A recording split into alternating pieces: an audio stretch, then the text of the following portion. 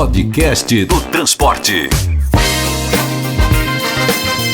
A presença do governo federal na Latibus foi relevante. E não apenas pela presença do ministro das Cidades, Jader Barbalho Filho, que nos deu a primazia de informar que os vestimentos do PAC para mobilidade serão mantidos. Tinha uma comitiva de agentes que lidam diretamente com o mercado e prefeituras.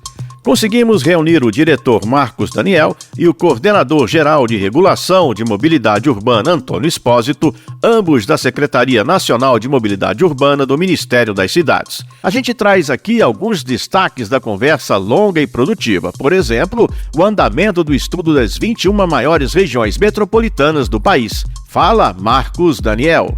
Se questionava muito que o país precisava de uma coordenação, avançar na discussão do transporte público, no financiamento, na regulação, em várias frentes. E o Ministério está trabalhando, puxando para ter essa coordenação nessas várias frentes. Então o estudo, a gente está agora na fase de acompanhar os 250 relatórios, então mobilizando consultores do país, a equipe do Ministério, do BNDES, para a gente trabalhar tudo isso e o melhor, tornar público, para que todos possam debater e discutir como melhorar, como chegar lá. Então o estudo inicial não resolve tudo, mas ele começa a mostrar que o Brasil tem capacidade, sim, de se recuperar e fazer um bom transporte.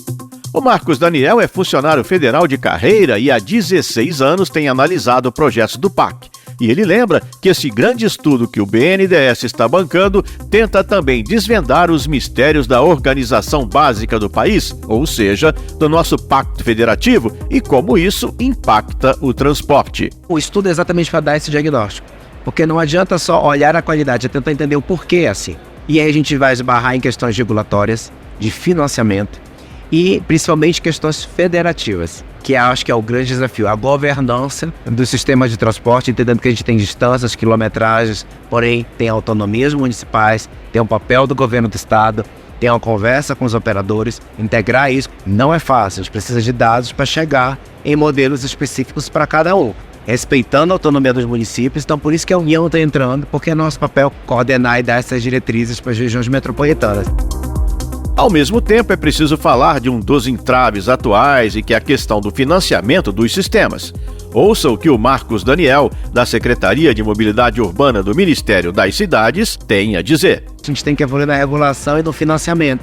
A gente tem que trabalhar isso em conjunto. Se há uma vontade do país como um todo de mudar a forma de financiar o transporte público, de ter mais uma participação de prefeitura, estado e União, de não depender mais só de tarifa paga por passageiro, e a gente vai estar botando agora recursos de toda a sociedade, então a gente tem que se planejar, se conversar, trabalhar a governança, porque assim, já começa no texto do marco legal, é dever do Estado. O Estado é município, é prefeitura, governo do Estado e União e todos os que o compõem, o Legislativo, Judiciário e Poder Executivo. Então tem que se promover esse diálogo, para a gente poder fazer uma boa governança, para a gente poder fazer as leis se aplicarem. A gente sente necessidade de se trabalhar de forma colaborativa. Nós perguntamos também sobre o que vem depois que o Congresso finalmente aprovar o marco legal. E aí foi o Antônio Espósito quem nos respondeu. A gente já está trabalhando, enquanto o marco legal vai tramitando, pensando para frente. Depois que ele for virar lei, a gente vai precisar regulamentar com outras leis, decretos, portarias e cadernos de referência do governo federal para os municípios. A gente já tem começado esse trabalho e o que a gente já tem ouvido de muitos secretários municipais estaduais, que eles já estão incorporando na sua atuação algumas diretrizes do marco legal.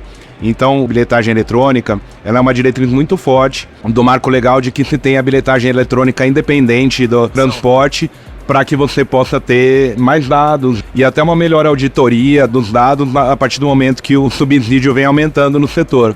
O marco ele já é uma ideia muito forte, mesmo sem ainda estar aprovada. Outro aspecto muito importante é como isso tudo encaixa dentro de uma agenda que talvez em 1 ou 2 anos a gente tenha instrumentos muito mais adequados para a mobilidade urbana do que a gente tem hoje. Tudo isso, incluindo o marco legal, foi construído em conjunto com a Frente Nacional de Prefeitos e Prefeitas, a Confederação Nacional dos Municípios, os secretários estaduais, por meio do Conselho de Secretários Estaduais de Transporte e Mobilidade, o Fórum de Secretários Municipais também, operadores, fabricantes, a NTP, o IDEC, a União dos Ciclistas do Brasil, deu contribuições muito valiosas para o marco legal do transporte público coletivo e pela primeira vez na história do Brasil o setor está muito unido em busca de objetivos comuns e de soluções para a mobilidade. Então a gente fica muito feliz de ver o setor avançando e a várias mãos, né? Não é nada que está sendo trabalhado sozinho pelo governo federal.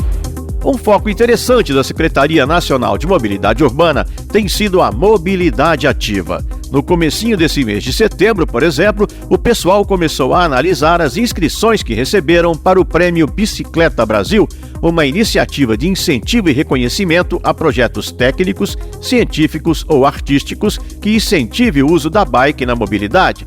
Marcos Daniel nos traz os detalhes. Existe uma série de iniciativas no governo para incentivar o uso da bicicleta, seja ela como um modo de transporte do início ao fim do destino, ou seja, uma alternativa de primeira e última milha.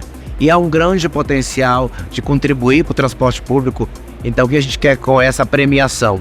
Ter um banco de boas ideias, um banco de boas iniciativas que possam ser replicadas por outras entidades. Podcast do Transporte.